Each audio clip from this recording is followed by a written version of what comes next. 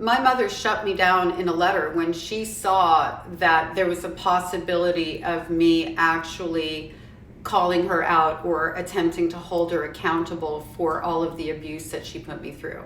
During my childhood, I was completely terrified of her. There would have never ever been even a thought of pushback.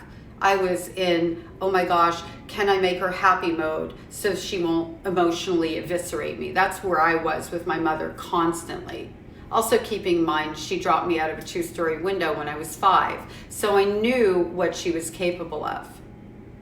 When I was in my early 20s, I had 2 children, I was a single mom, I was working to go to school and improve my life and their circumstances, and she was working overtime to mistreat me, trigger me, triangulate my children against each other. My daughter was her golden, my son was the non-existent child. He didn't even make it to scapegoat status. I'm not sure what's worse. Scapegoat. I'm gonna go scapegoat because I was a scapegoat. And then she was also doing things to diminish their trust in me by making it seem like I was incapable of making good decisions or that there was something wrong with me. I mean, I could drop a glass of water and it became a personal attack in front of them with a very specific message of, look, your mother's not even capable of drinking a glass of water properly. So when she saw that I wasn't going to tolerate the way she was treating my children, because now that was different.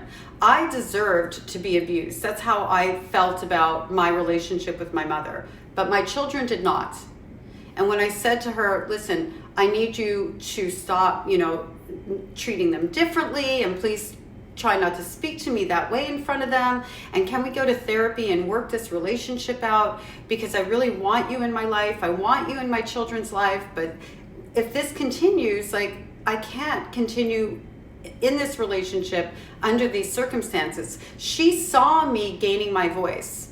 She wrote me a letter, and I'll put it in the backstory. I'll link the video from, I read the letter, where she's like, I'm not going to take the blame for your life and your circumstances and all of these different things. So that was her preemptive strike to silence me.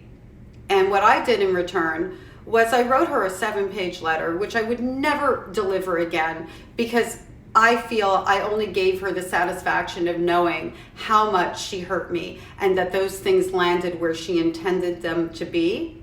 But anyway, I don't live in regret. I wrote her a letter in return. 3 years later, she was calling my 9-year-old behind my back. I was in a hospital having a baby. I don't know how she knew. There must have been a flying monkey I was not aware of. And I called her and I confronted her in that moment.